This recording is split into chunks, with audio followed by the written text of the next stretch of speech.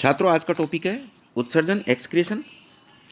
कोशिकीय उपापचय के दौरान उत्पन्न जल में घुलनशील अपशिष्टों के निष्कासन की क्रिया उत्सर्जन कहलाती है। उत्सर्जन क्रिया के द्वारा शरीर के आंतरिक वातावरण को भी नियत बनाए रखा जाता है, जिसके बिना जीवन संभव नहीं है। यदि किसी कारणवश उत्सर्जित पदार्थों का शरीर से निष्कासन नहीं हो तो ये पदार्थ शरीर में एकत्रित हो जाते हैं। इनके एकत्रण के कारण शरीर का अम्ल क्षार साम्य गड़बड़ा जाता है तथा रक्त, लसिका एवं ऊतकों के मध्य पाया जाने वाला परासरणीय संबंध विचलित हो जाता है, जिसके कारण कई बार प्राणियों की मृत्यु हो जाती है। कशेरुकियों में उत्सर्जन एक्सक्रीशन इन वर्टिब्रेट्स। कशेरुकियों में उत्सर्जन हेतु निम्न संरचनाएं पाई जाती है। पहला है त्वचा या इंटेगुमेंट, दूसरा है क्लोम या गिल्स, तीसरा आहार नाल या एलिमेंट्री केनाल, चौथा है लवण ग्रंथियाँ या साल्ट ग्लैंड, पांचवां यकृत या लीवर, छठा फेफड़े या लंग्स, सातवां प्लीहा या स्प्लीन और आठवां है वृक्क अर्थात किडनी और वृक्क ही मुख्य उत्सर्जी अंग होते हैं। नाइट्रोजन उत्सर्जन। नाइट्रोजन युक्त अपशिष्टों के आधार पर प्राणियों को तीन समूहों में बांटा गया है। पहला है अमोनोटेलिक। वे प्राणी जो नाइट्रोजन उपापचय के अंतिम उत्पादों को अमोनिया के रूप में उत्सर्जित करते हैं। प्रोटीन पाचन के पश्चात प्राप्त अमीनो अम्लों का जब डीएमिनेशन होता है तो अमोनिया उत्पन्न होती है। अमोनिया अत्यधिक विषाक्त होने के कारण इसकी रुधिर में सहनशीलता बहुत कम होती है। अमोनिया के उत्पन्न होने के तुरंत पश्चात शरीर से इसका उत्सर्जन अत्यंत आवश्यक है, या इसे कम विषैले पदार्थ में रूपांतरित करना अत्यंत आवश्यक है, अन्यथा प्राणी की मृत्यु की संभावना रहती है। और इसके उदाहरण हैं अमीबा, हाइड्रा, नीरीज, केकड़े, सीपिया, ऑक्टोपस, अस्तिल मछलियाँ, टेडपोल, कछुए आदि। दूसरा जो समूह है यूरियोटेलिक। प्राणी जो नाइट्रोजन युक्त अपशिष्ट को यूरिया के रूप में उत्सर्जित करते हैं यूरियोटेलिक कहलाते हैं। स्थलीय प्राणियों में जल की कमी होने के कारण अमोनिया का निष्कासन विसरण द्वारा नहीं हो पाता, अतः इन प्राणियों में अमोनिया का रूपांतरण यूरिया में कर दिया जाता है। और इसके उदाहरण हैं केंचुआ, पाइला, उपास्थल मछलियाँ, मेंढक, स्तनधारी आदि। और तीसरे हैं यूरिकोटेलिक। वे प्राणी जो नाइट्रोजन युक्त अपशिष्टों को यूरिक अम्ल के रूप में उत्सर्जित करते हैं यूरिकोटेलिक कहलाते हैं। यूरिक अम्ल बहुत कम विषाक्त एवं जल में अघुलनशील होता है। इसका उत्सर्जन अर्ध ठोस रूप में किया जाता है। वे प्राणी जो बहुत ही कम जल वाले स्थान पर रहते हैं यूरिक अम्ल उत्सर्जित करते हैं। और इसके उदाहरण हैं इंसेक्ट, घोंगे, रेप्टाइल्स, बर्ड्स, मरुस्थल में पाए जाने वाले स्तनधारी आदि। अन्य उत्सर्जी उत्पाद अमीनो अम्लों के डेरिवेटिव्स हैं। अमीनो अम्ल हैं, एलेंटोइन है, keratin, guanine, hypoxanthine, trimethyl amino oxide या TMAO और मिनरल्स, आयंस आदि। कशेरुकियों में उत्सर्जी तंत्र। कशेरुकियों में मुख्य उत्सर्जी अंग एक जोड़ी वृक्क होते हैं। इनका निर्माण भ्रूण की मेसोडर्म के द्वारा होता है।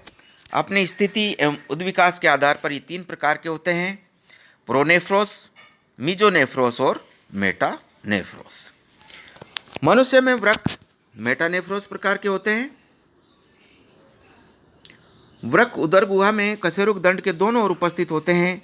प्रत्येक वृक्क गहरे लाल रंग का तथा सेम के बीच के समान होता है। दाहिना वृक्क बाएं वृक्क से लगभग 3 सेंटीमीटर ऊपर की ओर स्थित होता है, अर्थात आगे की ओर स्थित होता है।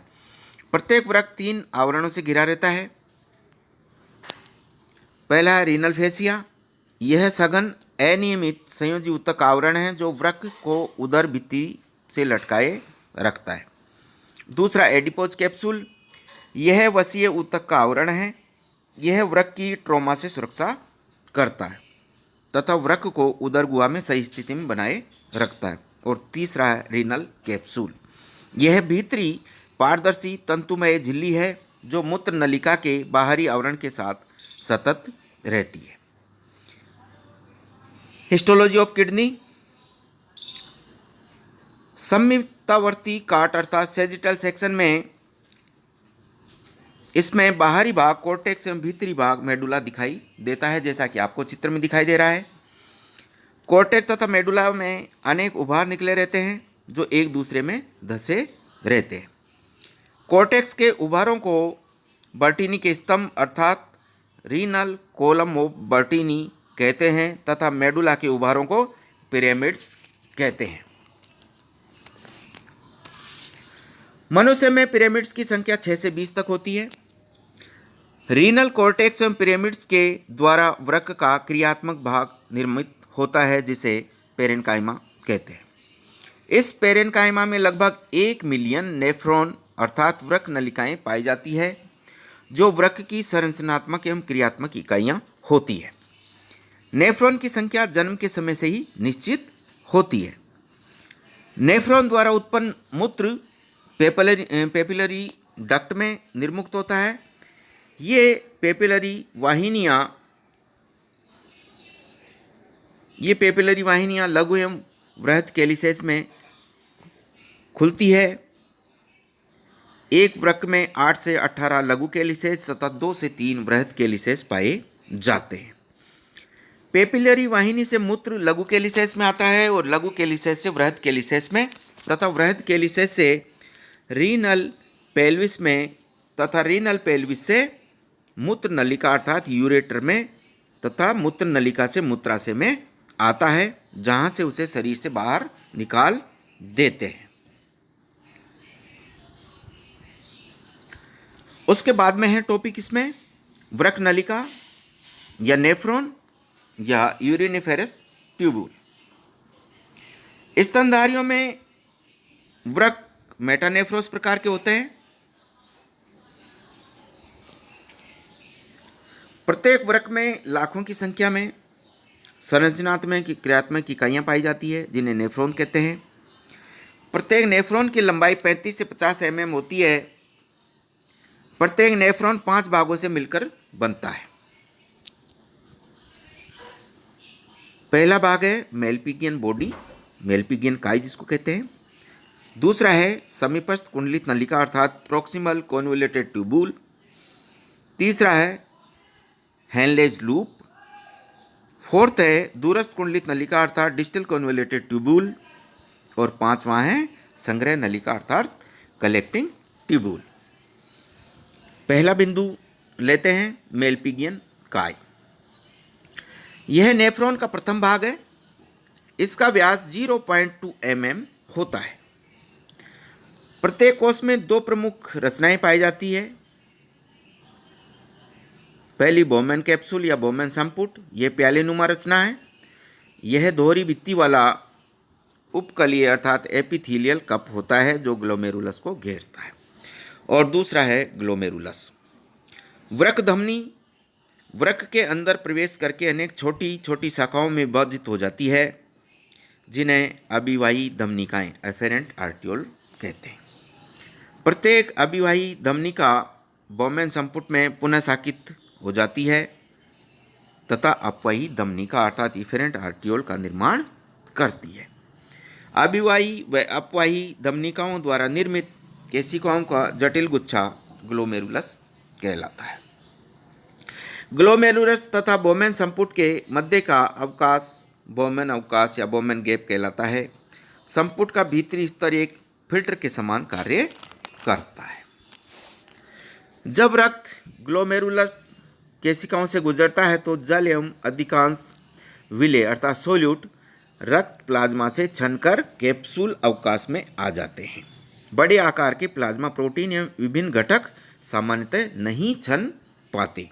इस प्रकार बोमेन संपुट तथा ग्लोमेरुलस द्वारा निर्मित रचना मेलपिगी कोश या रीनल कैप्सूल कहलाती है। यह रचना वृक्क के कॉर्टेक्स में उपस्थित होती है। दूसरा जो पार्ट है प्रोक्सिमल कॉन्वोल्यूटेड ट्यूबुल समीपस्थ कुंडलित नलिका।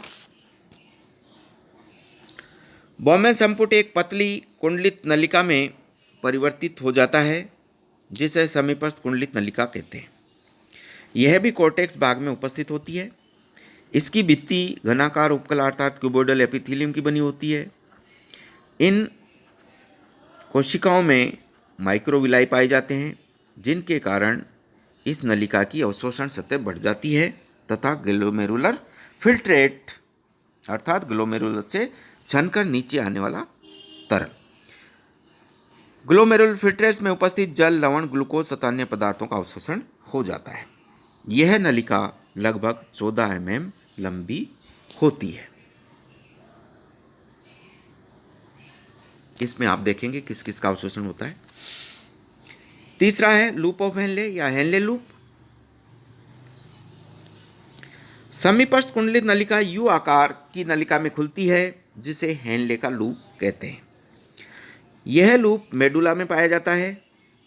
इस लूप के दोनों भुजाएं क्रम से अवरोही भुजाएं आरोही भुजा में विभेदित रहती है। ये दोनों भुजाएं एक दूसरे के समानांतर होती है। अवरोही भुजा समीपस्थ कुंडलित नलिका के साथ तथा आरोही भुजा दूरस्थ कुंडलित नलिका के साथ जुड़ी रहती है। अवरोही भुजा आरोही भुजा की तुलना में कम मोटी होती है। इसमें आपको दिखाई देगा ये हेनले लूप का आकार पिरामिड के आकार पर निर्भर करता है। मरुस्थलीय प्राणियों में हेनले लूप अपेक्षाकृत बड़ा होता है। इसका अवरोही भुजा सल की उपकला की बनी होती है, जबकि आरोही भुजा घनाकार उपकला की बनी होती है। उसके बाद में है फोर्थ डिस्टल कॉन्वोल्यूटेड ट्यूब्यूल अर्थात दूरस्थ कुंडलित नलिका। दूरस्थ कुंडलित नलिका हेनले लूप की आरोही भुजा इस नलिका के साथ जुड़ी रहती है। यह नलिका घनाकार कोशिकाओं की बनी होती है। समीपस्थ कुंडलित नलिका की तुलना में इस नलिका में माइक्रोविलाई की संख्या कम होती है। दूरस्थ कुंडलित नलिका अभिवाही धमनिका के साथ घनिष्ठ संबंध रखती है तथा यह भाग मुख्य रूप से श्रावण क्रिया से संबंधित होता है, सीक्रेशन से संबंधित होता है। और पांचवा है कलेक्टिंग ट्यूब्यूल संग्रह नलिका। यह वृक्क नलिका का अंतिम भाग होता है, जिसमें दूरस्थ कुंडलित नलिकाएं खुलती है। यह नलिका घनाकार उपकला द्वारा रेखित रहती है। संग्राहक नलिकाओं के मिलने से वृहद पेपलरी वाहिनी बनती है, जो लघु कैलिसेज में खुलती है। Thank you.